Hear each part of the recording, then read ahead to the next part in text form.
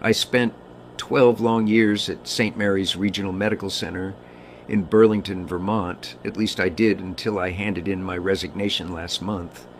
You may call me Dr. Harrison, though in the chaos of the ER, most folks just called me Doc. Over those years, I bore witness to every horror emergency medicine could conjure: car crashes, rattling heart attacks, overdoses in shivering desperation, gunshot chaos, every kind of trauma the human form can endure. Yet nothing, even the worst of it, shook me like the case I'm about to tell. It was the one that peeled away everything I thought I knew about medicine, and finally broke me enough to walk away from it entirely. St. Mary's was no backwoods clinic. A level 2 trauma center serving the heart of Vermont and parts of New Hampshire, it stood modern and solid. A 1990s built facility with a 24-bed emergency department pushing through about 45,000 souls a year. I gravitated toward the night shift, 7 p.m. to 7 a.m., drawn to its uneasy rhythm. At night, emergency medicine is maddeningly unpredictable. You might drift for 6 quiet hours before 2 of pure, terrifying pandemonium, or start at ground zero and never catch your breath until break. The night of October 15th, 2022, was shaping up to be one of those deceptively calm ones. The first alert came through at 2:22 a.m., a 911 call about an unconscious male found near the Winooski River bike path.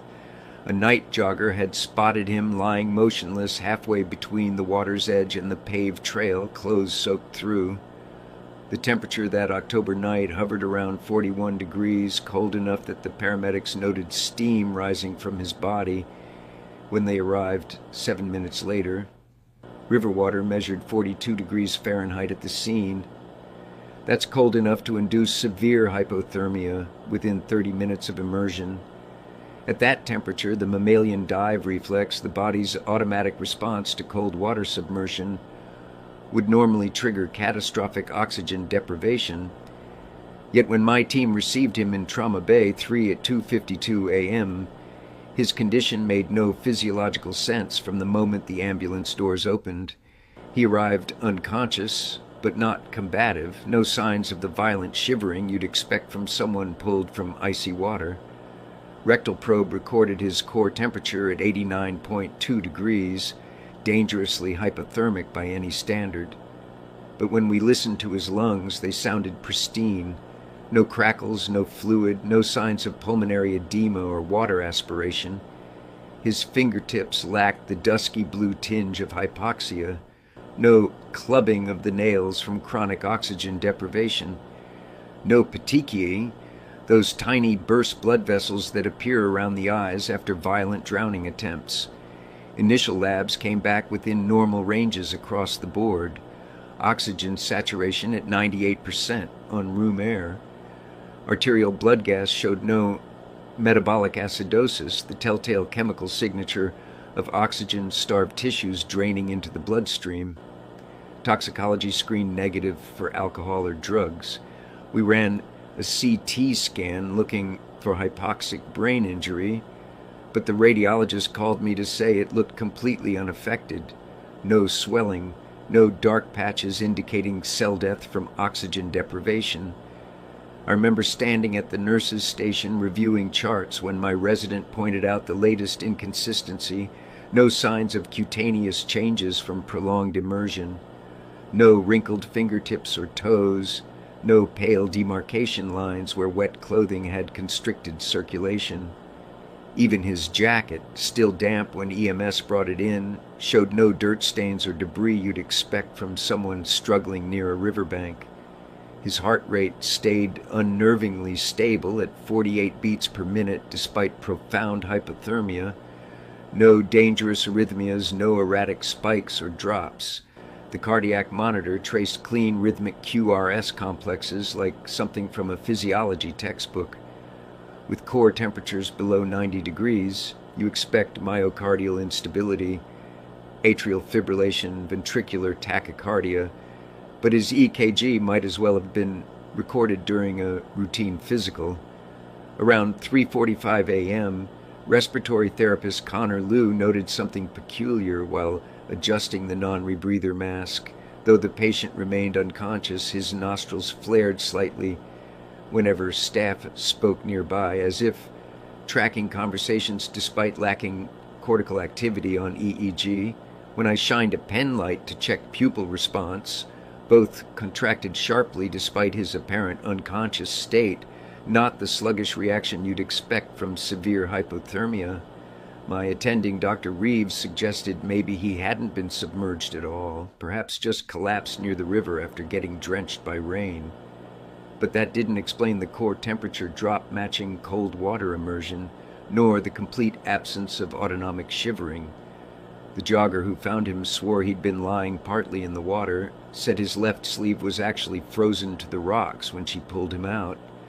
By 4 a.m., we had a man displaying all the superficial markers of a drowning victim: wet clothes, hypothermic, unresponsive, with none of the underlying pathology that should accompany near-fatal submersion.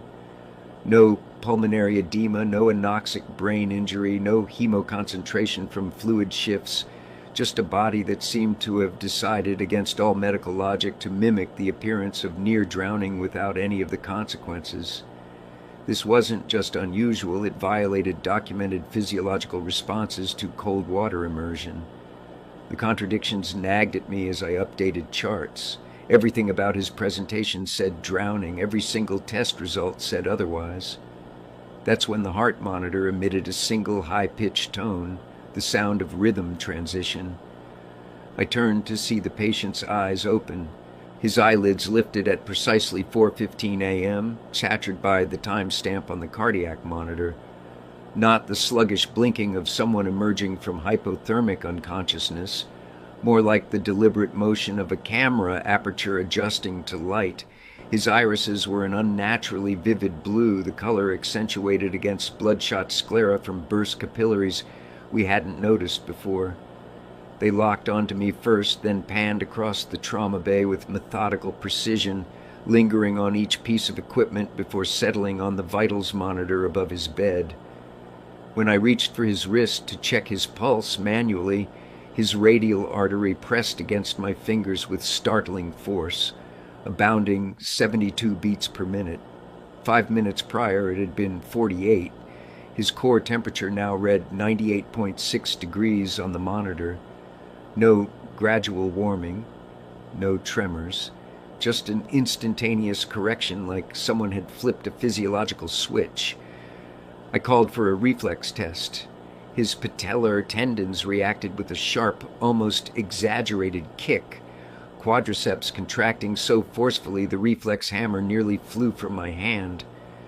When I scraped the sole of his foot with the blunt end of a penlight, his toes flexed inward with perfect coordination, the Babinski sign absent despite severe neurological stressors that should have triggered it. Grip strength measured 120 pounds per hand when Nurse Tanaka placed a dynamometer in his palm, well above average for a male his size in peak health, let alone someone who'd supposedly been minutes from hypothermic cardiac arrest. He never spoke, but his throat muscles contracted when respiratory therapist Liu adjusted his oxygen tubing, swallowing on cue without prompting. His pupils tracked moving objects with an eerie precision that made the hairs on my neck stand up. When I passed my hand left to right across his field of vision, his eyeballs rotated smoothly in sync, stopping exactly when mine did. No nystagmus, no lag, like watching a predator assess prey. Around 4:30 a.m., Dr. Reeves suggested we reconsider initial assumptions. Maybe he just got caught in cold rain near the river, he said, examining the patient's now dry hair. Could explain the wet clothes without submersion. But our thermometers didn't lie. That 89.2-degree core temp meant his body had lost heat at a rate only possible through direct immersion in cold water. And rain wouldn't account for the frozen fabric, the jogger described. The patient began subtly testing physical limits. Without lifting his head, he'd rotate his ankles in slow circles beneath the sheets, clockwise then counterclockwise, as if cataloging range of motion. When Nurse Pratt tightened a blood pressure cuff, his other hand mimicked the squeezing motion fractionally, fingers contracting and releasing in sync with the pump's rhythm. By 5 a.m., his vitals had stabilized at textbook normal levels, blood pressure 118/76, respiratory rate 12, oxygen saturation 99% on room air. Only his behavior remained aberrant. Most post-hypothermia patients display confusion, distress, or exhaustion. This man radiated a terrifying alertness. When our social worker entered to discuss possible admission, his eyes snapped to her badge so quickly I saw her step back. Internally, we began debating whether to call psych for evaluation, but nothing about his mannerisms suggested delirium or psychosis. His attention felt calculated, hyper-aware. At one point, I caught him staring at the central line catheter in my own forearm, placed months prior for chemo treatments I'd kept private from staff. His gaze lingered there just a beat too long before flicking back to my face. The cardiac monitor beeped, another rhythm transition, as his heart rate jumped to 80. That's when his vocal cords finally engaged. The sound wasn't the rasp you'd expect from a hypothermic throat. Clear, measured, almost rehearsed. "What's your name?" I asked, leaning closer. He exhaled through his nose, the first voluntary movement from his respiratory muscles all night. His lips parted. What came out wasn't an answer, just 5 words delivered with calm, unsettling certainty. "You're afraid of drowning, Doctor." His words lingered in the antiseptic trauma bay like a rogue surgical tool, ominous and overlooked. Nurse Pratt froze mid-fourth adjustment. No one knew I harbored thalassophobia, not even my wife. My drowning nightmares began at 9, after nearly losing myself under Lake Champlain's surface. "Who are you?" I asked, knuckles whitening on the rail, a slow feline blink. "Names limit us, Doctor." His voice was cool, no strain from hours near death, only unsettling composure. Standard questions failed. "Cold water, then warmer," he replied about his memory. "Family? They'll worry if I linger." Detective Walsh arrived at 5:47 a.m., his badge unseen before that moment, yet the patient's pupils contracted instantly. When Walsh began the routine, the patient cut in. "Your daughter misses the white hydrangeas," a detail Walsh never shared. By 6:30 a.m., he peeled off his cardiac leads with surgical precision, his nails unaffected by hypothermia, bone pink and trimmed. "My lungs show no water, my brain no damage. Why chain me to protocols?" He then told Dr. "Reeves, you prescribed amitriptyline last May. It's poisoning your gallbladder." It was true. At 7:12 a.m., he swung his legs over the bed, calm strength in every movement. When guards came with paperwork, he watched like a bio-observer. One guard smelled ozone and stepped back at his soft warning. I wouldn't. By 8 a.m., he was discharged to custody. He refused a wheelchair, stood flawless. At the door, he said, "Thank you for your observations, Doctor." Later, security tape showed him touching the cruiser's rear handle and vanishing within 3.7 seconds. Minutes later, all records, footage, samples, documentation erased to default. Only one thing stayed, the jogger's report of the frozen left sleeve. When police returned, the rocks were dry, October cold, not enough to ice fabric in hours. At 3:17 p.m., my pager beeped. Another drowning. Lake Champlain, a mile from my childhood trauma. Same anomalies, walking out before collapse, unlabeled clothes, normal oxygen. I didn't go, I just stared at my trembling hands until my shift ended. Sleep never returned, for me or anyone touched by him.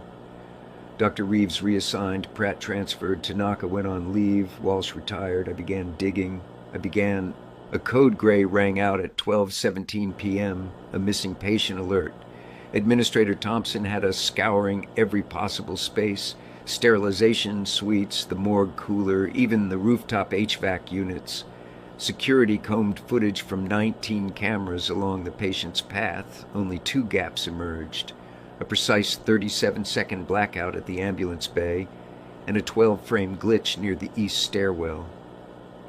IT insisted those blind spots alone couldn't explain a full disappearance. Then came the belongings.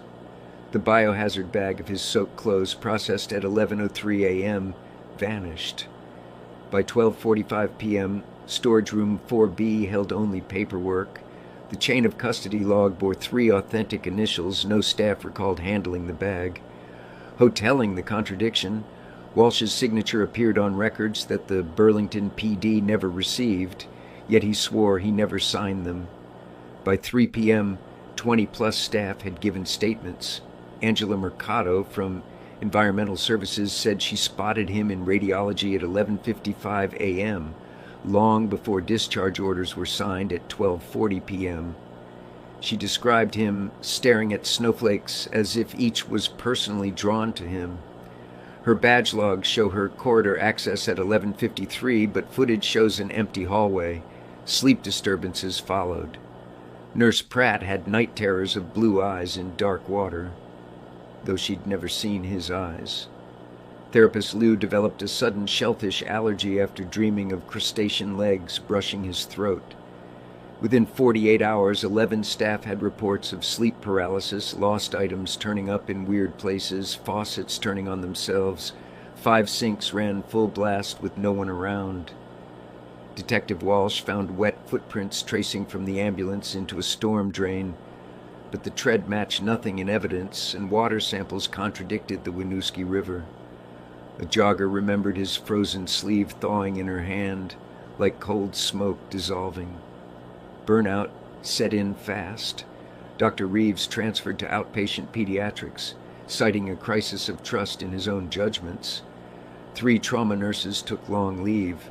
Chaplain O'Donnell, who never met the patient, dreamed of being submerged in a lake as someone counted his breaths. All affected staff had been within 15 feet of the patient. The system had its own glitches. The electronic health record split into 2 simultaneous charts, one showing a normal hypothermic decline, the other the miraculous recovery we witnessed. Both had identical timestamps down to the millisecond. Security logs showed 14 failed edits to footage between 12:05 and 12:05 p.m., all from an administrator account that doesn't exist. It began with a midnight records dive 3 weeks after his disappearance. I pulled every New England freshwater drowning case from the past 5 years. 12 matched our patient's implausible profile. One stood out, a Connecticut River woman, core temperature at 86 degrees Fahrenheit, woke during transport, recited her EMT's home address perfectly, then walked out of Yale New Haven with no discharge record. Elevator footage showed exactly 47 seconds of digital distortion as she exited. A pattern surfaced. Tagless clothing, anomalously buttoned tight. Physiological impossibilities.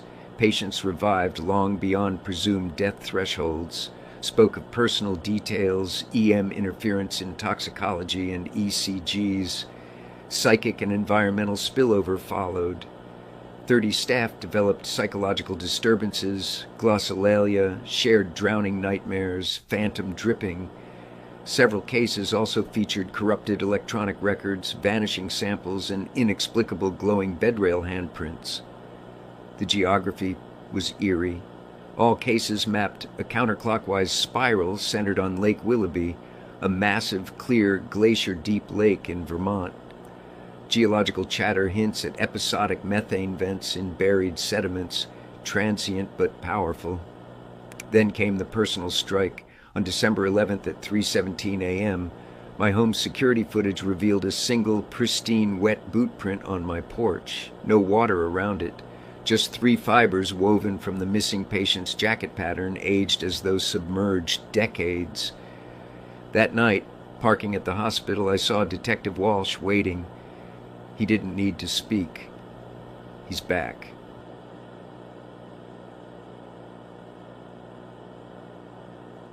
March 14th, 2023, exactly 5 months after the Winooski incident, I saw him again.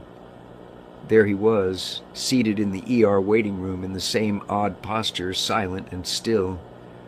The triage nurse hadn't called him. As I passed, he turned his head exactly 45 degrees, and his piercing blue gaze met mine. "Dr. Harrison," he said calmly over the hum of coughs and murmurs, "still punishing yourself with night shifts?" My pager buzzed, time to shock my adrenaline even before I registered it. Security footage later showed me pausing for 12 seconds, but my memory fractured during that stretch. He spoke again, voice quiet yet crystal clear. "Observation requires follow-up." He knew about my wife's high-risk pregnancy, details from internal trauma bay redesign meetings, diagnoses I'd never shared. Asking what he was drew only amusement, a question assuming you'd understand the answer. At precisely 3:29 a.m., he stood, graceful without using his hands. "Emergency medicine will kill you," he warned, referencing my long QT syndrome, unspoken yet now spoken aloud. I followed him to the ambulance bay. He paused under a flickering light, and I noticed it. He cast no shadow while mine scattered in 3 directions. By 3:36 a.m., he simply vanished behind the ambulance with only a perfect, abruptly ending wet footprint as proof. My phone captured his final whisper, "Going deeper helps." But beneath it, a faint 40 hertz hum pulsed. That morning, administrators noticed strange behaviors. My evaluations tanked. Electronic records glitched when I logged in. I appeared to be talking to empty chairs. 6 weeks later, during a routine asthma case, I faltered. Visions of him counting rib fractures paralyzed me. I resigned April 29th, citing one truth: some cases rewrite the field. Now in clinic, no traumas, no mysteries. I still wake to whispered warnings. My camera flickers every 17 minutes. Files appear rearranged with menacing notes. Count yourself lucky. Soon. 3 weeks ago, a janitor humming unheard tunes passes my exam room. The oximeter dips to 52 beats per minute, untriggered. Yesterday, I found a soaking wet leaf on my chair, veins eerily mapped like chest x-rays, testing positive for lake microbes despite being bone dry elsewhere. Staff spoke of that blue-eyed man in the lobby, visiting a patient who died in 2019. No record exists. A voicemail reached the deceased's daughter from my former ER, but the number was disconnected. Mirrors fog at night. Messages appear in condensation, odd numbers. Last night, 317, the same as when he first returned, the same as the jogger's call in October, the same as the tone in the parking lot recording. My wife tells me to stop making these videos, but what if the numbers run out? Family medicine suits me now. No more 3 a.m. traumas, just quiet annual checkups in a Burlington clinic. My wife claims I sleep better. She's half right. Nightmares have eased, but they still come. My days follow routine: seniors' Medicare exams, school sports physicals, and heading home by 4:30. On paper, it's the sanctuary I needed after St. Mary's, but I can't stop revisiting that October night. My old notes, scribbled on scraps, morph when I read them. Marginalia like osmolality wrong or impossibly impossible panels. Sodium 317, chloride 12. Equipment still misbehaves near me. The otoscope powers on at full brightness weekly. The EHR auto-opens files for patients named Waters, Brooks, or Ford. The admin calls it a bug. I know better. At home, I check the locks obsessively and jolt at dripping faucets. Our toddler whispers about the blue man in empty corners. I installed motion lights. Sometimes I drive past St. Mary's. A guard waves. One evening I saw him in a silent 7th-floor window, room 712, supposedly empty. Colleagues hint at strange cases. A child pulled from ice asked for me by name. A drowning patient's EEG showed perfect isosceles waves every 3.17 seconds. I've adapted rituals. No sitting with my back to water, avoiding blue-eyed patients, keeping emergency lights nearby. Twice I've awoken convinced someone was counting aloud. Static filled the baby monitor. Staff view me as eccentric, but the janitor, he's not on any roster, notices. He smiles when I test the locks. Last week, my desk calendar mysteriously turned to October 15th with anniversary written. Nobody admits doing it. Med school taught me to analyze. I've combed anomalous medical literature, from Walking Dead cholera reports to consciousness after death studies. No answers. Detective Walsh is retired in Florida now. He once mentioned glimpsing those eyes in a crowd. His voice shook. I gauge risks differently. I refer out hypothermia cases. When the paper reported a missing hiker near Lake Champlain, I canceled appointments. Later, Walsh told me the boots found were full of warm water with unworn soles. At my son's checkup, the pediatrician remarked he has diver-like lung capacity. That night I dreamt we were swimming in Lake Willoughby. Something below darkened the cove. The depth finder read 317 feet. Then the display scrambled. My predecessor left abruptly after a patient described burning under the ice. His office is mine now. At 3 p.m., I sometimes catch a whiff of lake water from the vents. No one else smells it. 3 new ER doctors were hired, but 2 left citing workload. The third quit medicine entirely and now fishes lakes no deeper than 30 feet. They say every physician has unsolvable cases. I've got one that defies logic, and it keeps me locking doors, reviewing nanny cam footage, reading maps. 10 days ago, I found coordinates in my coat, my handwriting decades-old chart style. Google Earth confirms deep water near Lake Willoughby. Depth matches the dream. Now, when parents visit for strep or diabetes checks, I ask quietly, "Do you fish? Swim? Ever notice strange things around Lake Willoughby?" Most laugh it off, but one elderly farmer paused, studied me, rolled up his sleeve, and left without his shot. His intake form still sits on my desk. Under reason for visit, the nurse wrote drowning prevention. Some patients leave marks no medical textbook can explain. That October night by the Winooski River changed how I see the boundaries of medicine and reality. 12 years of emergency training couldn't prepare me for a case where physiology bent but never broke, where the rules we rely on simply didn't apply. If you've encountered something similarly unexplainable, whether in a hospital or elsewhere, I'd genuinely like to hear about it in the comments. Sometimes patterns emerge where we least expect them. And if you ever meet a patient with unusually blue eyes who seems far too interested in how equipment works, document everything. Trust me on that. I thought I had seen every kind of emergency in my career, car wrecks, burn victims, heart attacks, but nothing prepared me for the patient we admitted that night. His name, I'd later learn, was Josh Spence. He arrived soaked, freezing, and unresponsive, but when we checked his lungs, there was no water. His blood work was impossibly normal.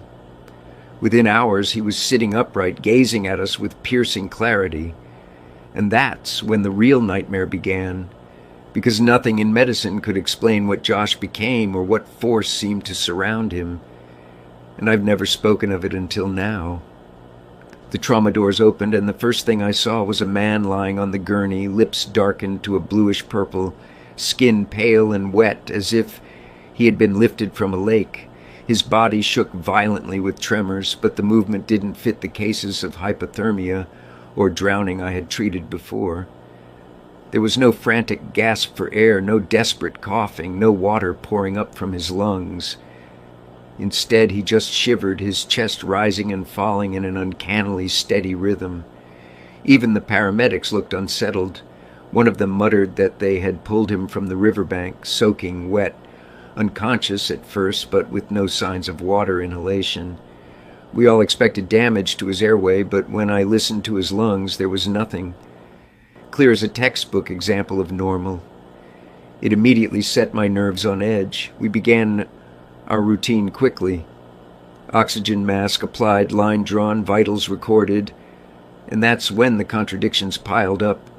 His skin was cold to the touch, his core temperature dropping into territory that should have placed him in deep hypothermic shock.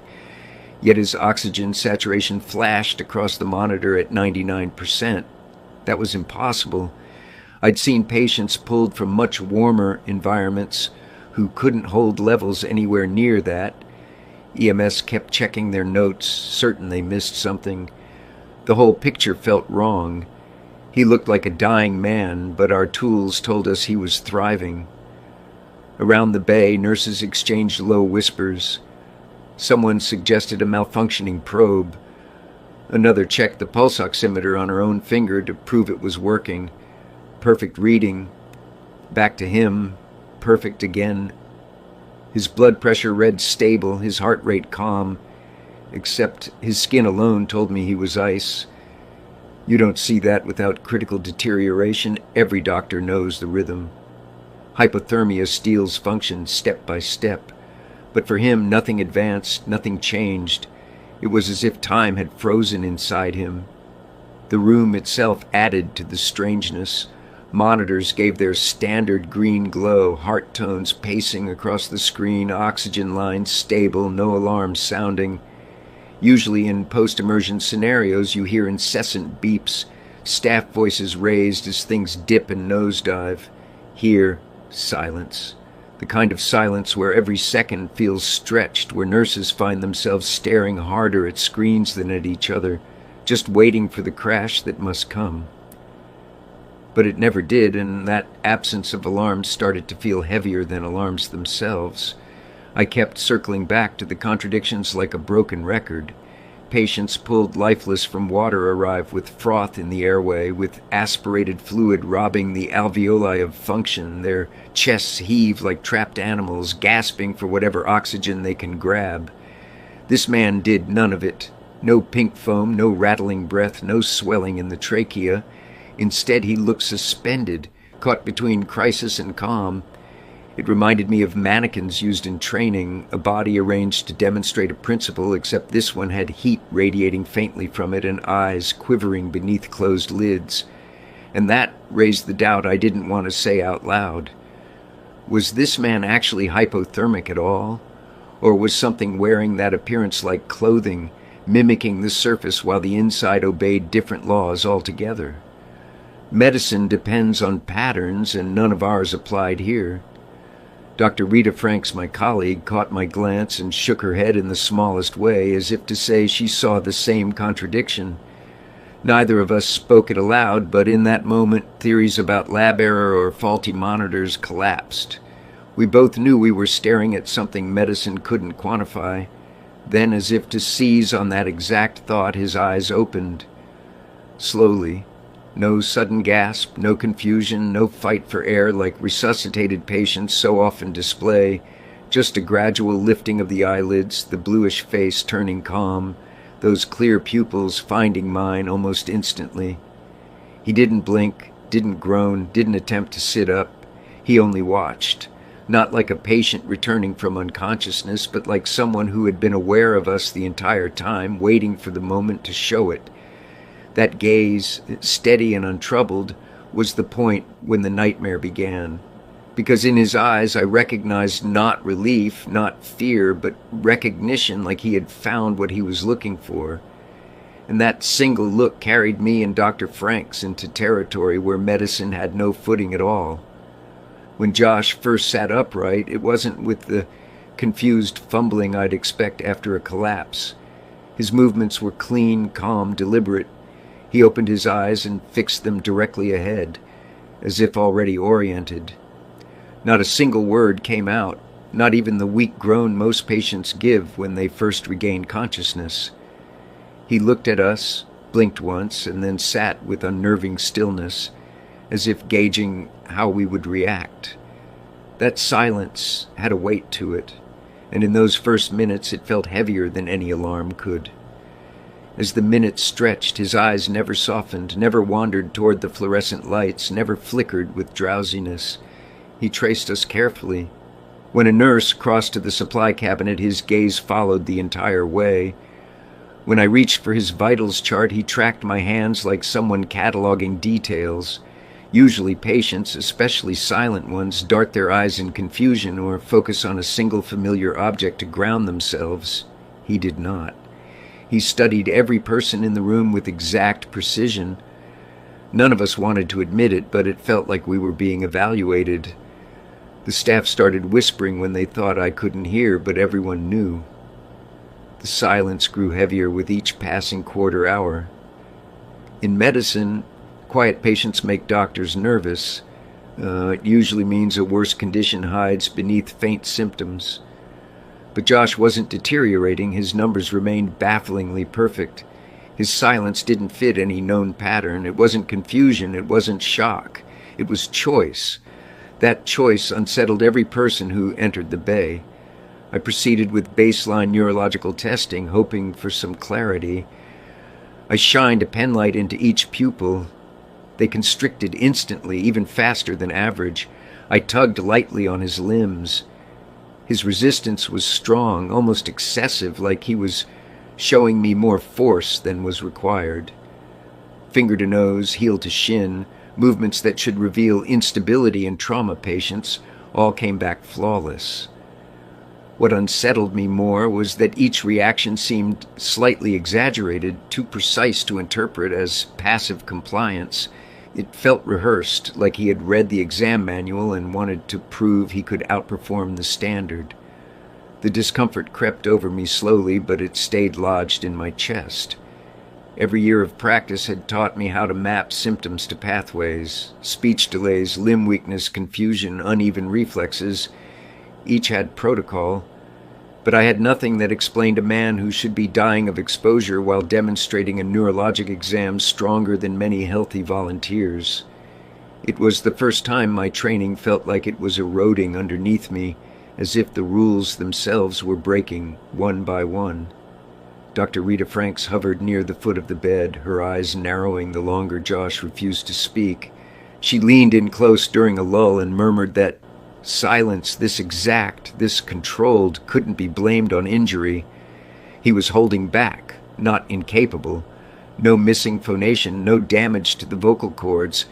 As far as we could tell from his breathing, no sign of impaired cognition. Only endurance and quiet. She was right. He wasn't silent by accident. He wanted us to feel that gap. Over the following hours, his responses shifted from obedience to subtle control. When I asked if he knew his name, he didn't nod or shake his head. He shifted his gaze, long and direct, to the ID bracelet on his wrist, then back to me. When a nurse asked if he felt pain, he closed his lids once and then reopened them, prolonging the blink until every second dragged. Not yes, not no, just a gesture heavy with intention, as if designed to demand interpretation rather than give answers. In effect, he was dictating how much we were allowed to know. The more time passed, the louder the mundane details became. The hum of the fluorescent tubes seemed to dip in and out of pitch. The tick of the wall clock became dominant in the room, louder in perception than it should have been.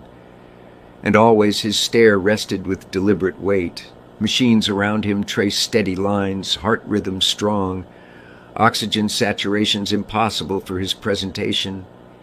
He looked cold, but breathed warm, sat upright, and endured. The monitors reassured, but my own instincts refused. It was Rita who finally voiced what none of us wanted to. She stood nearer to him, watching his face just as closely as he had been watching all of us, and then whispered to me, "He's not mute. He's choosing not to speak." Her words chimed against the steady rhythm on the screens, and in that instant everything crystallized. Josh's silence wasn't emptiness, it was pressure. It was choice layered on top of control. And that made his presence more threatening than any trauma case could have. Every test we ordered looked flawless from the start, so flawless it carried a kind of staged quality. The initial blood panel printed out with clean numbers across the board. Liver enzymes, electrolytes, kidney function, all perfectly where they should be. Chest x-ray showed clear lungs, no fluid accumulation, nothing to suggest trauma. Head CT read normal without even minor swelling. It was textbook, and yet the man lying in front of us looked anything but healthy. His skin was pallid and damp, his core temperature dangerously low by our measurements. I kept waiting for a single abnormal flag to guide us, but none came. It grew stranger the more testing we ran. The second round of labs repeated the same. Every marker we used to identify stress in the body came back within normal limits. White count unraised, blood clotting factors unaltered, no sign of acidosis. Disease wasn't hiding anywhere in his blood. Physically, he wore the presentation of a body under duress. On paper, he looked like the healthiest patient to enter the bay that night. It was a rift between what my eyes saw and what the numbers claimed, and that rift only widened as the night progressed. Machines are a physician's anchor when instinct wavers, but that night they betrayed us. The blood analyzer locked mid-process and rebooted without warning. Temperature probes reset themselves during reads, spitting out error messages at the height of recording. Monitors froze only when recording his vitals, then cleared the moment they were switched to another patient. Data we tried to log into the system appeared blank on entry. At first we blamed the equipment, but it quickly became too frequent, too centered. The moment that sealed it for me came at 3:36 a.m. We calibrated 2 different thermometers simultaneously, one digital probe attached to his side and one ear canal scanner. Both ran at the same time, both generated a reading in 2 precise numbers. The ear canal displayed a dangerously cold result, consistent with a man barely able to remain conscious. But the body probe, only inches away, clashed completely, showing a reading 1 full dozen degrees higher. An impossible split. 2 machines, 2 readings at the same moment, neither agreeing. Nurses glanced at each other in silence, the kind that says no one knows what to say next. By then, fear was bleeding through the staff more openly. Someone muttered that the probes needed recalibration. Another scolded that no 2 devices malfunction like that in sync. The tension at bedside snapped into arguments over procedure, voices sharper than necessary. I noticed how every exchange carried not just frustration, but something deeper, dread masked as anger. None of us wanted to admit we were losing trust not just in our tools, but in our environment. Rita, standing closest to Josh's bedside, finally cut through everyone's arguing. Her words landed flat but heavy. What if this body isn't operating on our rules? It dropped into the space like stone into water. No one answered. We all stood, eyes flicking between screens that held steady lines and a man who sat watching without expression. And as if in response to her words, the fluorescent lights trembled faintly overhead. They didn't burn out, just flickered 2 times, steadying again only once his gaze shifted from her to the ceiling. The heart monitor chimed in sync with each shake of the bulbs, as though his silent focus resonated with our entire system. We moved to document it all, but the systems themselves turned on us. Patient notes entered into his electronic record appeared empty when we saved them. Charts registered the right author, but contained blank fields. Time signatures reversed order, a 352 entry listed before 347. Other patient files opened clean, uncorrupted, and untouched. Only Josh's record bore the scars of whatever was happening, and when the IT technician checked the console, she delivered a clipped explanation, system corruption in a local file. Nothing unusual, just reboot and re-enter. But standing there, listening, I noticed the pattern. It was only his file, only his numbers, his notes, his scans. Everywhere else, the hospital ran without flaw. All errors traced back to Josh alone. That was when the room shifted in my mind. The hospital had always represented control, a structured place where evidence guides response. But as the hours passed, that reassurance unraveled. What surrounded Josh didn't match clinical law or computer glitch. The failures weren't background noise, they were targeted moments that made the environment feel no longer ours. It was becoming his space, his system, his control. And standing there as machines hummed against his steady gaze, I realized we weren't testing a patient anymore. We were inside something he allowed. Words failed in that realization because nothing in the textbooks prepared us. The monitors swayed between normal and unreadable, the lights shuddered, records bent against time. We clung to the rituals of medicine, but I knew in that moment that medicine no longer held jurisdiction. The hospital was sliding under a rule none of us understood, a rule Josh seemed to hold quietly with every deliberate breath. Hours into his stay, Josh finally moved his lips, not to form words, but to stretch them into a smile. It wasn't sudden. It was slow, deliberate, like he wanted us to notice it all at once. His expression carried an almost calm certainty, as if he owned the moment more than anyone else in that room. I remember standing at the foot of the bed, the monitors still running their perfect lines, and realizing that this was the moment we had all been waiting for. The still patient we'd studied for hours wasn't unresponsive at all.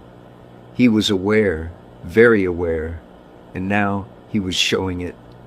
His eyes were the next thing to change. They locked on me, steady and intrusive. They were a sharp, unnatural shade of blue, so piercing that it felt like the color pressed in deeper than his gaze itself. They didn't reflect the soft, fluorescent tones around us. They seemed to hold their own light brighter against the pallor of his skin. What unsettled me most was the intention behind them. He wasn't just making eye contact. He was holding it, gripping it, keeping me from even considering a glance elsewhere. Dr. Franks noticed it too, her posture stiffening as if every hair on her neck had lifted at once. We started asking questions again, pushing him, hoping his movements meant communication. But instead of speaking, his mouth shifted silently, forming shapes that matched the rhythm of questions we hadn't even finished asking. Before I could ask if he remembered how he had gotten to the riverbank, I caught his lips making the shape of the word remember. When Rita spoke, asking if he felt pain, I saw the faint outline of pain cross his mouth before she even finished the sentence. He wasn't answering, he was anticipating, or more disturbingly, already knowing. That silence deepened as Rita leaned closer, testing him further. Her hands rested lightly on the rail, only a foot away from his face. I saw her freeze mid-breath. Later she swore to me that she heard her name. She insisted a faint whisper passed from his lips, not loud enough for me to hear, but precise enough for her to feel it cut through the noise around us. The fraction of a smile on his face never faded. He didn't repeat it, didn't show effort. Just that small shift in expression, like he enjoyed the effect. Just after that, everything in the room plunged into darkness. All at once, the lights snapped out, the hum of machinery vanished, and a chorus of alarms shrieked against the silence. Nurses called out. Someone dropped a clipboard. For 3 full seconds, the ER felt emptied of every ounce of control. Then the lights surged back again, harsh and sterile, the glow searing against newly wide eyes. Every monitor rebooted into life. And there was Josh, sitting exactly where he had been, calm, collected, with that smile broadened into something closer to a smirk. The sensation that hit me then wasn't fear in the usual sense. It was the raw, invasive feeling of exposure. For too long, I had thought we were observing him, charting him, scanning him. But in his eyes, I felt something else. It was as if a hand flipped through the pages of my mind, browsing through my life without my permission. Memories surfaced that had nothing to do with medicine, childhood images, personal guilt, moments I thought private. When Rita caught my eye across the bed, I knew she felt it too. Neither of us spoke, but our faces shared the same recognition that we were being read. Finally, I snapped, demanding to know who he was. Rita repeated the question, firmer this time. His face shifted slightly, and for the first time since arrival, sound formed from his mouth. One word. Names. His voice was steady, low but clear, and it was enough to cut through every machine's hum. We waited for more, but nothing followed. He let the word drag out in silence after it ended, like punctuation set to throw everything into doubt. The silence pressed heavier than the sound. One word was all he needed, and he seemed to know that its lack of context would hit harder than any explanation. That single uttered word confirmed everything we had suspected. He wasn't incapable of speech. He wasn't impaired. He understood language, and he understood identity. More than that, he wielded it, dropping a single fragment at just the right moment to dismantle our entire sense of control. It wasn't hopeful progress in a patient's recovery. It was proof that he operated by a knowledge far beyond our reach. When he let his smile fade back into neutrality, we knew something irreversible had shifted. Medicine had failed to confine him to its patterns. He had no intention of letting us probe or fix him. The terrifying truth, sitting heavy under that fluorescent hum, was undeniable. We had spent hours trying to diagnose a man who was never a patient. He wasn't here to be saved. He was here watching, studying, and choosing what to reveal, and I felt certain in my bones that it was only the beginning of what he wanted from us. When morning shift walked in, they expected the usual routine of sign-outs and patient updates.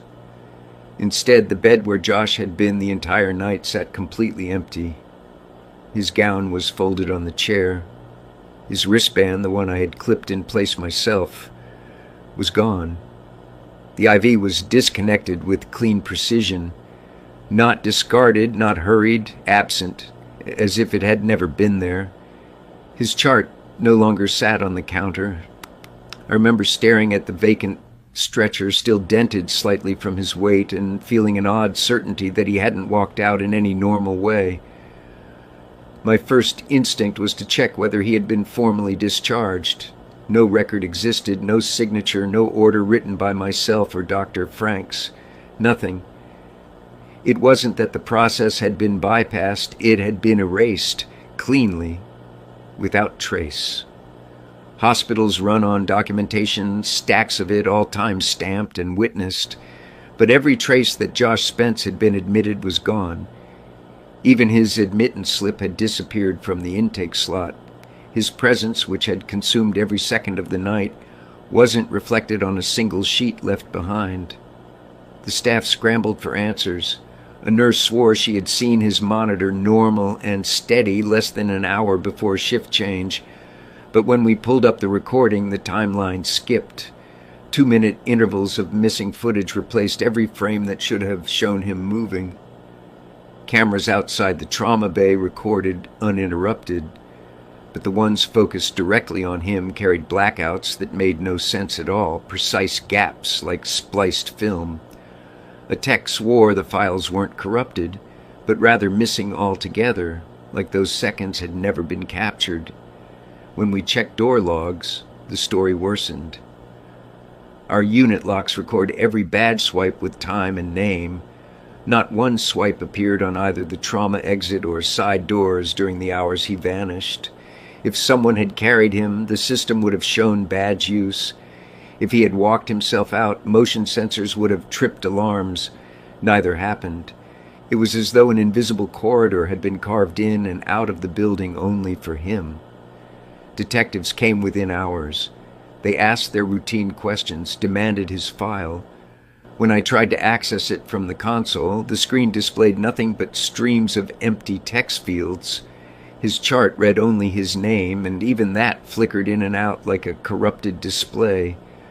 The detective insisted something must exist. We showed him every station record. Each looked the same, his data lost or overwritten entirely.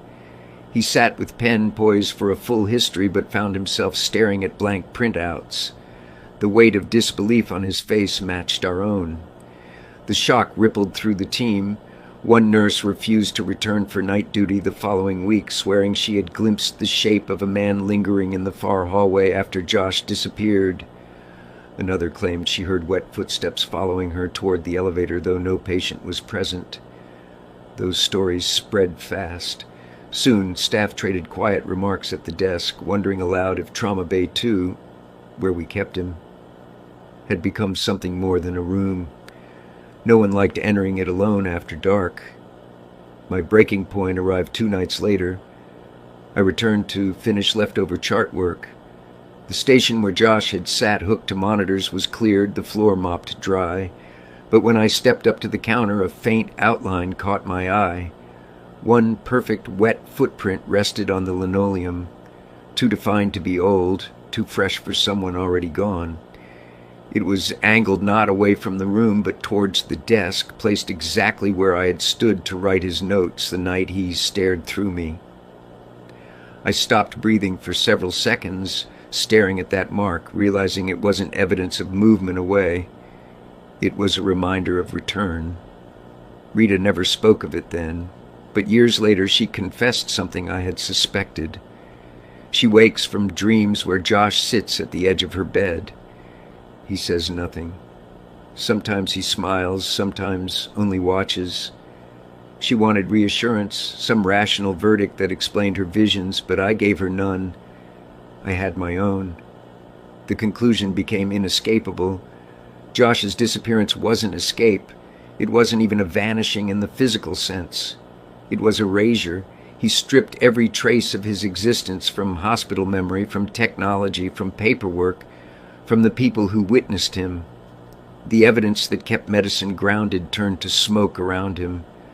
Only our recollection carried weight, only our thoughts marked proof, and those recollections themselves carried wounds instead of facts. That was the last night I worked trauma medicine. Josh's case didn't just mark a turning point in my career, it closed the door on it.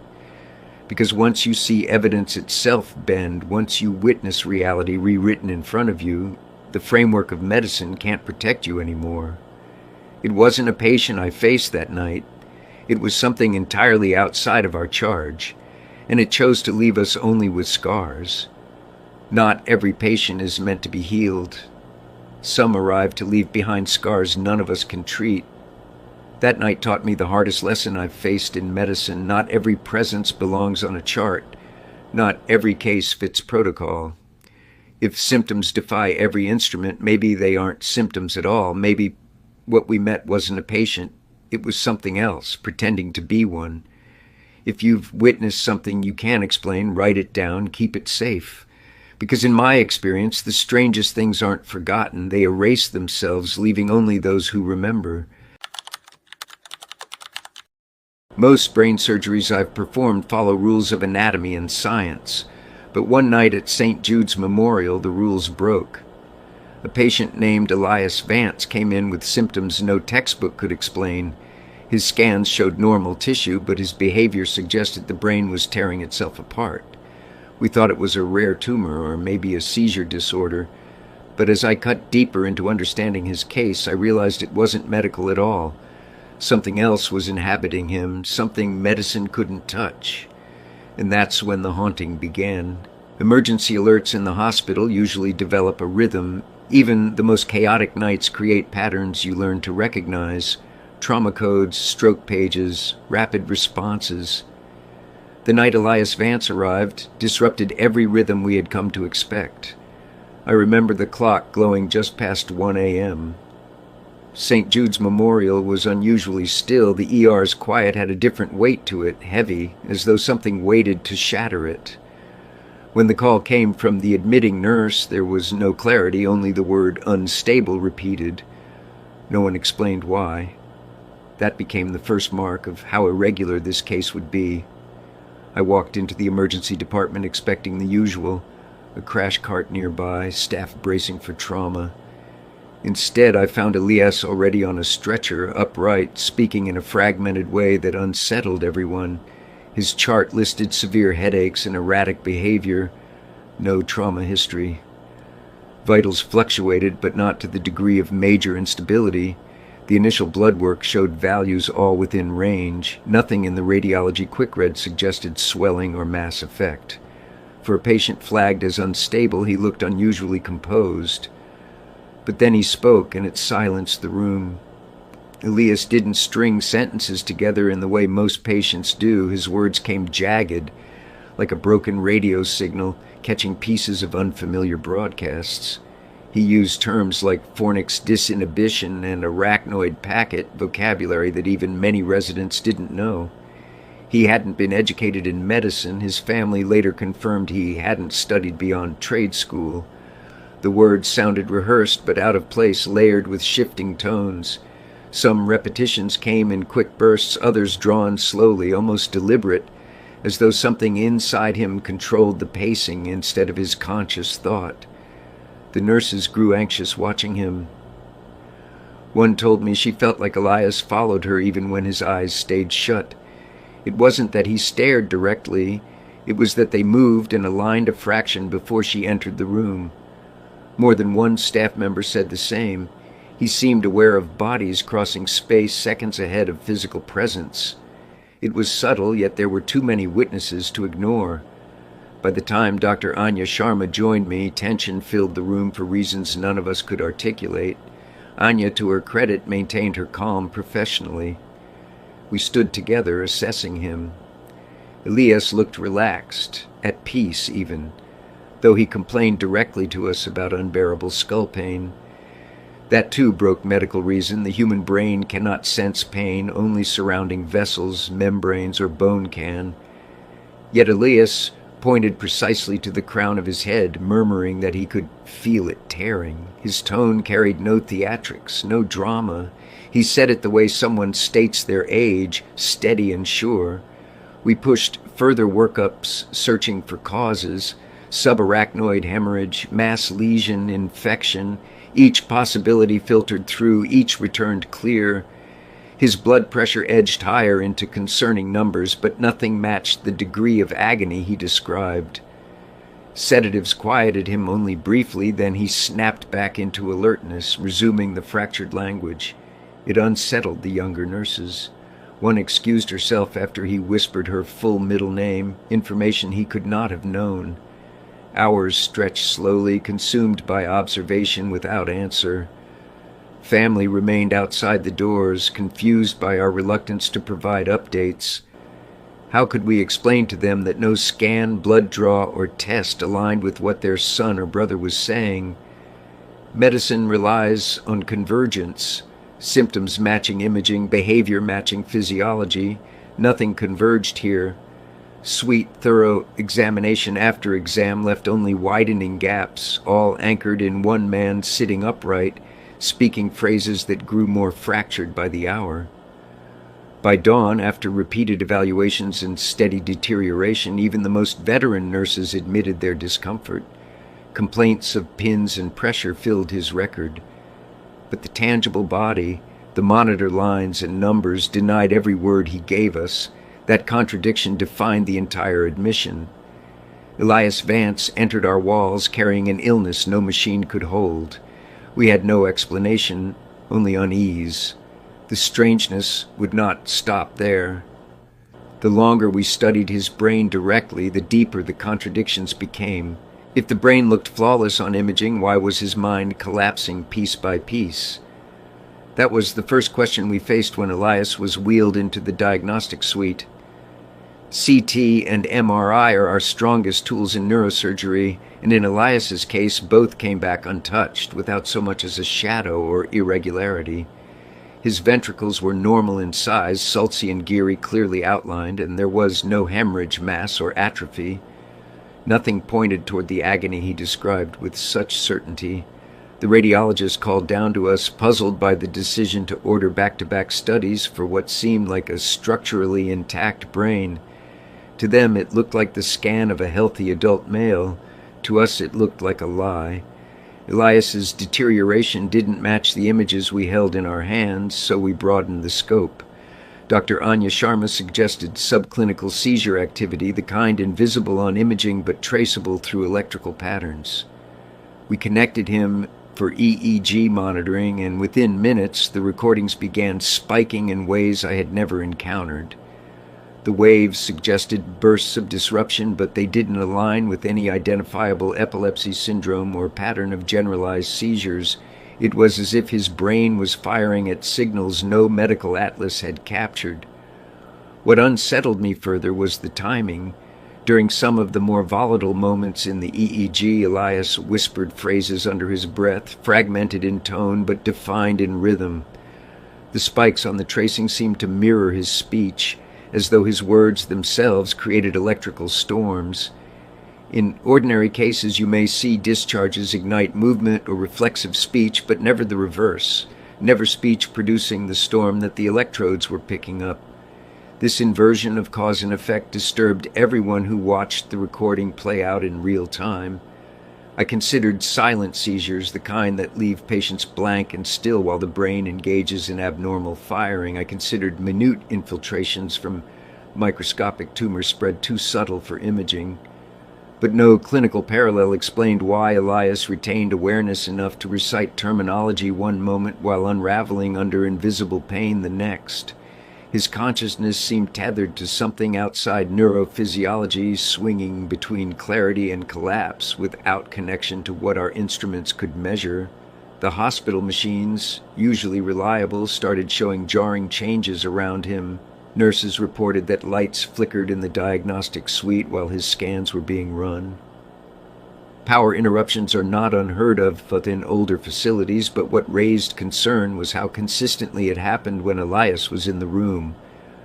The equipment restarted on its own, sometimes displaying glitches as though his scans had been corrupted before completion.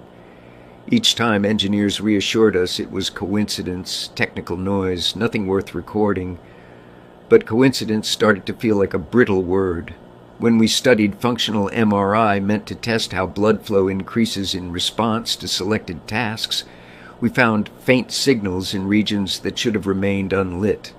The language centers fired in intervals, even though Elias received no stimulus, no words on a screen, no verbal cues from us. His brain acted as if it were engaging in conversation with something unseen, pulses of activity flowing through the inferior frontal gyrus without a trigger. These patterns repeated across several trials, stronger in some moments, weaker in others, but impossibly consistent for an artifact. Anya frowned at the results, then shook her head, and we both agreed. If this was error, it was error with uncanny precision. The longer this stretched on, the thicker the gap grew between what we could measure and what Elias lived. Imaging declared him intact, yet behavior and recording screamed otherwise. We depended on these tools, on the clarity of scans that could find tumors a few millimeters wide and trace blood clots through hidden vessels. Now those same tools collapsed in our hands, telling us a story that contradicted the living patient. It was like staring at a set of pristine blueprints while the building itself cracked and bent in front of us. For the first time in my career, I felt the limits of science press in sharply, as though we were standing against a wall with nothing left behind it. Clean scans carved the first fracture in the faith we placed in machines that had defined our practice. And the moment we returned from the suite and faced Elias again, the quiet dread deepened. Because understanding him no longer meant trusting the images, it meant confronting him directly, awake, where the horror of his condition came into full view. When surgeons interact with the patient's brain in real time, the boundary between science and horror can vanish. Awake surgeries are meant to be controlled, procedural, and predictable.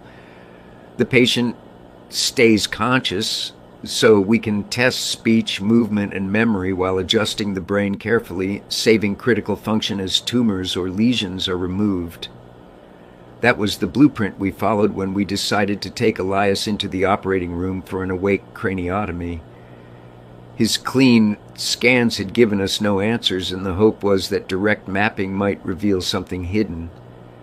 Instead, it opened us to an experience none of us could explain, one that left the entire team shaken. Elias tolerated anesthesia without issue. We numbed his scalp, placed the head frame securely, and created the opening with routine precision. There is usually tension with an awake case, but his calm demeanor created an unusual silence across the room. As we began stimulating regions to test response, he surprised us immediately. He spoke. Not unusual in itself, except the words were not his own. Nonsensical fragments turned into complete sentences in Spanish, then German, then an older form of Latin that none of us expected him to know. His family had never mentioned any multilingual ability. Staff recorded the audio, certain they would be able to disprove what we thought we heard, but playback confirmed the words clearly. The procedure's purpose was to determine how his brain responded to typical cortical stimulation. When I tested motor areas instead of movement, Elias described elaborate sensory visions as though a switch had flipped in an entirely different system. Where a finger twitch should have been elicited, he whispered about flickering tunnels and walls, warped as though by shadow.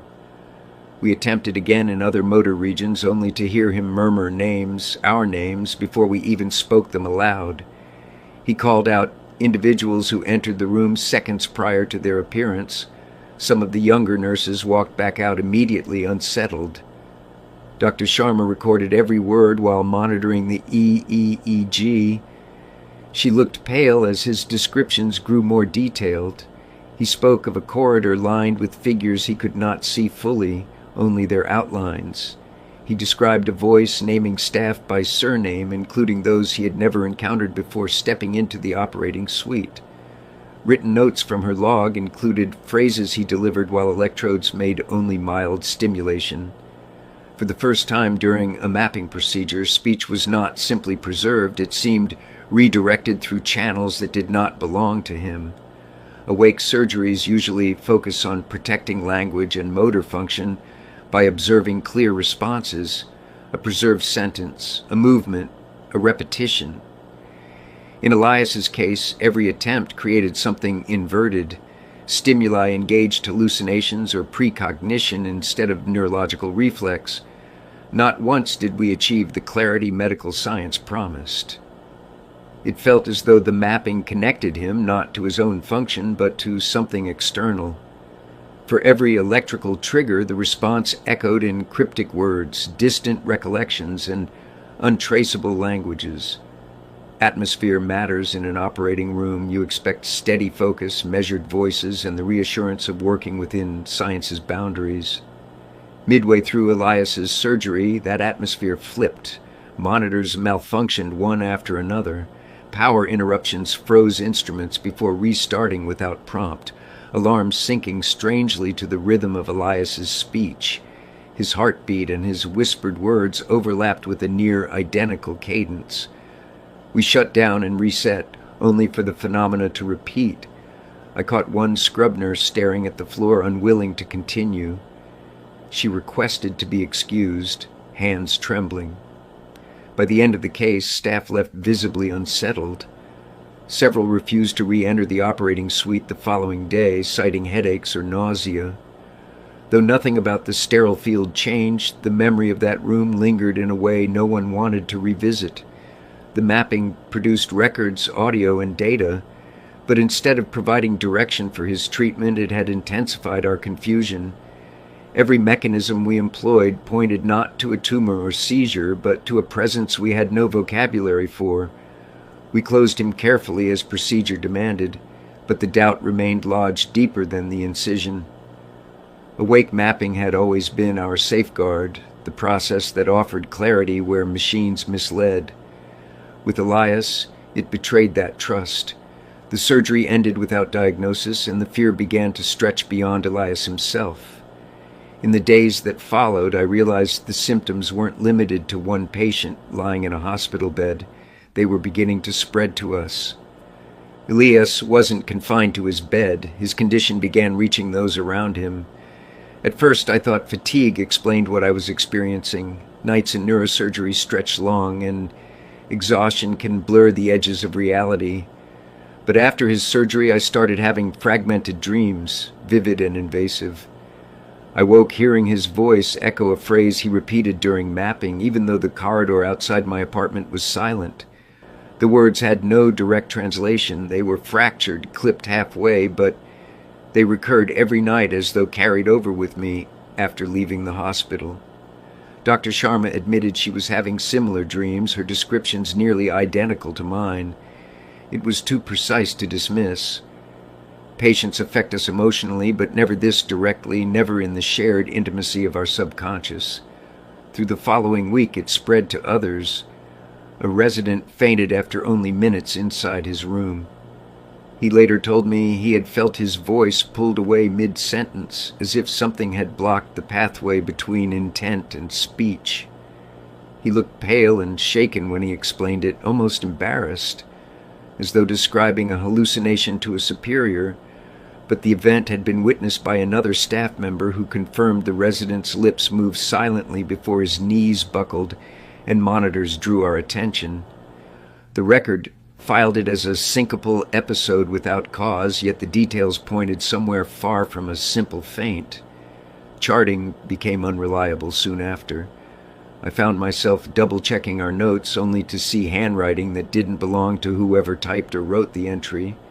A progress note from the night nurse showed narrow cursive lines resembling Elias's own script from his admission forms, though she swore she had typed the note electronically. More pages appeared with hand-drawn alterations or strangely styled letters replacing standard terminology. These weren't mistakes, they resembled involvement from a third presence writing directly into our official documentation. No mechanism existed for such alteration, and yet the pattern grew steadily both on digital formats and hard copies. In medicine, we sometimes see symptoms spread through suggestion. Patients under stress can develop neurological complaints without a clear organic cause, a condition called functional disorder. I considered it when the team started voicing discomfort, shared hallucination, heightened anxiety, even suggestion pulled from my own unease. But functional disorders do not write in staff notes, nor do they alter the steady hands of multiple individuals across shifts. The events looked infectious in nature, but not with any pathogen we recognized. It wasn't medical contagion, it was something else bending toward us and embedding itself deeper each day we stayed in that ward. One night, unsure of my doubts, I pulled several hours of security footage to review. Elias's room appeared still at first, the way long hospital recordings usually do. A patient motionless, machines humming, nurses stepping in briefly. But at 3:17 a.m., frames showed him sitting upright and staring straight at the monitoring equipment. He tracked waveforms and values with careful eyes. The oddity made me check his chart. At exactly that time, staff notes documented him as unresponsive, eyes closed, snoring lightly. Footage suggested he was alert, awake, studying. Records insisted he was nearly comatose. I played those minutes back again and again, certain a clerical error explained it. The contradiction held steady every time. By this point, nurses began whispering at the station desk about there being two versions of Elias. One safely asleep in bed during checks, another awake without supervision, watchful, deliberate, conscious, when he shouldn't be. These discussions spread quietly behind gloves pressed over mouths and side conversations during charting.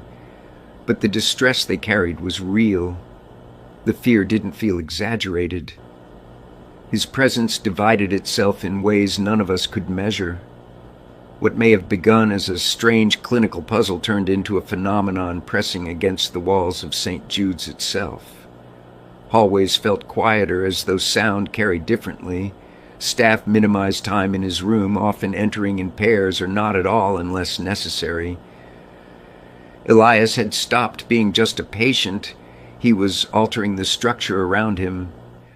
For the first time in my career, we faced the idea that an illness might not live in a body alone, but instead stretch into the environment, imprinting itself on records, machines, and people alike. It wasn't just his case anymore. The hospital itself was showing signs of intrusion, and slowly we began to accept that we weren't confronting medicine at all, but something science had not prepared us to face. Some hospital files are closed with a clear diagnosis, a final signature, and a date.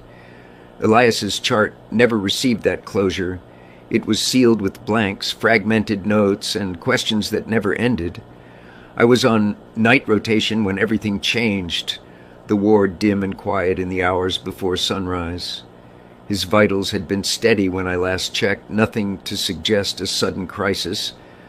Then alarms ignited across his room. The monitors flashed with unreadable values, screens filling with static lines rather than numbers. At the bedside, Elias's chest rose and fell, his pulse palpable, but his consciousness had dropped out. He was technically alive, but it was as though the person inside had been cut off. I called Anya in from her floor. We tried to reset the equipment, cycling through each device. Nothing held steady for longer than moments. His heart tracing spiked erratically, dropped to 0, then rebounded when we confirmed with manual checks that his pulse carried through. The EEG curved wildly, ignoring the rhythm we would expect. Its shapes unsettled me. The spikes didn't resemble seizures or normal artifact.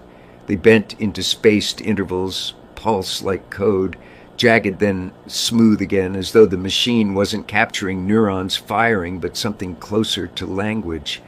I found myself staring longer than I should, hearing an odd familiarity in the intervals. Anya finally said aloud what I avoided, that his brainwaves read more like human speech than electricity. We adjusted sedatives, repositioned leads, recalibrated tools, but every attempt to stabilize drifted into error. Files corrupted before saving. Some graphs disappeared before our eyes, vanishing from storage drives seconds after recording. The IT representative arrived and failed to reconstruct them, admitting they were unrecoverable. It wasn't one machine, it was every piece of equipment. The data erased itself as quickly as it appeared. Even the nurses noticed, watching frustration spread while trying to document values that refused to stay intact. Through those hours, Elias's body remained neither better nor worse. Vitals fluctuated, but always clawed back to safe ranges without intervention. His pupils responded sluggishly but consistently. Somewhere between alive and absent, he lingered like a body caught on the edge of two conditions. Anya finally turned to me, exhaustion in her voice, and admitted, "This is not medical anymore." Her words startled me, not because I disagreed, but because no physician wants to confess defeat to the unknown. Yet even as she said it, she continued her efforts, suctioning, adjusting, trying to keep him tethered. She fought to the point of breaking, despite knowing what we faced was beyond training. By dawn, Elias had slipped further. Family was contacted, and after long, difficult discussions, they approved withdrawal of aggressive intervention. When the ventilator settings were eased and the final wave of breath left his body, something else happened. Across the ward, adjacent monitors flickered. Patients stabilizing after surgery jolted with sudden seizure activity. In rooms he had never entered, electrodes picked up bursts like those we saw in his own last hours. The residents scrambled, treating seizures that had no shared origin. No one forgot that shift. For me, the timing felt undeniable. His physical body left us that morning, but his medical record did not survive intact. In the days that followed, chart entries blinked out of the digital archive. Radiology files refused access, captioned with error codes. Notes I had written at bedside cut off midway as if deleted by another hand. We searched the network, contacted the administrator, but fragments were all that remained. The loss was chalked up to technical failures, though no other patient data disappeared. Quietly, Anya and I sat together and began writing separate accounts, longhand on paper. We feared that without it, his entire case would vanish into silence, erased as though the hospital itself wanted no memory of him. What settled in after his death was not relief, but corrosion. Confidence in our field cracked. For the first time, diagnosis proved unreachable not because of limited knowledge or missing research, but because forces outside of medicine intruded directly. Elias's file should have ended. Instead, it dissolved, and with it our certainty that every case has an answer if we search deep enough. His story wasn't closed. It remained suspended, unresolved, and bleeding into everything it touched. Even now, years later, the haunting does not come from his symptoms alone. It comes from the fact that some cases never leave the physicians who witness them. Elias Vance became that for me, the one patient whose record still writes itself in thoughts I cannot escape. I entered neurosurgery believing every problem could be solved by anatomy, chemistry, and precision. Elias Vance forced me to confront the truth that not every case lives inside science. His charts, his images, his symptoms, none agreed with one another and none gave us closure. He became a file sealed with silence, yet one that follows me still. Medicine draws lines, but Elias blurred them. I want you to consider where those boundaries end and what waits beyond them. Some cases vanish from records, but they don't vanish from memory. They keep asking questions long after the patient is gone.